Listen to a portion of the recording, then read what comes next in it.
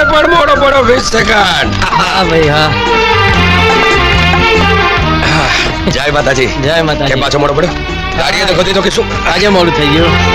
સૂરજ ઉગવાનું ભૂલે પણ આ બંને ભાઈબંધ ભેળા થવાનું ન ભૂલે. અરે ભાઈ ક્યાંથી ભૂલાય? અમારા તો શરીર જુદા છે પણ જીવ એક જ છે. અમારી તો 3 પેઢીની ભાઈબંધી છે ભાઈ.